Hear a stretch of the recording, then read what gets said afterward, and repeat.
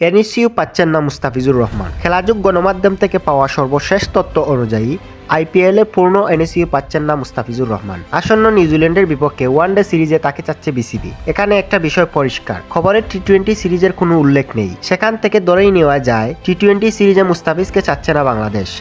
আর টি-20 ফরম্যাটে মুস্তাফিজুরের সাম্প্রতিক পারফরমেন্স বিবেচনায় এটা ফিজের জন্য একদিক থেকে প্লাস পয়েন্টই।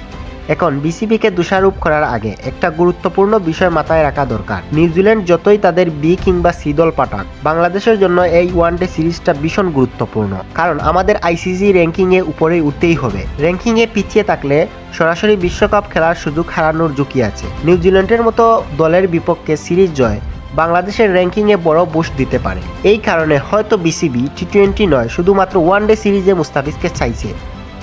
এই জায়গা থেকে দেখলে বিসিবি যদি পূর্ণ শক্তির দল নিয়ে নামতে চায়, তাহলে এখানে অযথা গালি দেওয়ার কিছু নেই। কারণ শেষ পর্যন্ত লক্ষ্য একটাই, বাংলাদেশকে বিশ্বকাপে সরাসরি খেলানো। কিন্তু এখানেই আসে আসল প্রশ্ন, একজন মুস্তাফিজুরকে ওয়ানডেই খেলানোর কি সমাধান? 2025 সালের পরিসংখ্যান বলছে টি-20 ক্রিকেটে মুস্তাফিজ যতটাই ইম্প্যাক্টফুল ছিলেন, ওয়ানডেতে ঠিক ততটাই ছিলেন ইম্প্যাক্টলেস। হ্যাঁ, জনিত লিওনার্গের বিপক্ষে একটি ম্যাচ উইনিং উইকেট ছিল, কিন্তু ওভারঅল হিসাবে 2025 সালের ওয়ানডে ফিজের পারফরমেন্স মোটেও আশানুরূপ নয়। অভিজ্ঞতা আছে, গেম চেঞ্জার, এতে কোনো সন্দেহ নেই। কিন্তু বাস্তবতা হলো এই মুহূর্তে ওয়ানডে দলে মুস্তাফিজকে যে অবশ্যই লাগবেই এমন জায়গা নেই। নিউজিল্যান্ডের সিরিজে চাইলে আরেকজন পেসারকে ট্রাই করাই যেতে পারে, এতে নতুন কেউ আন্তর্জাতিক অভিজ্ঞতা পেত।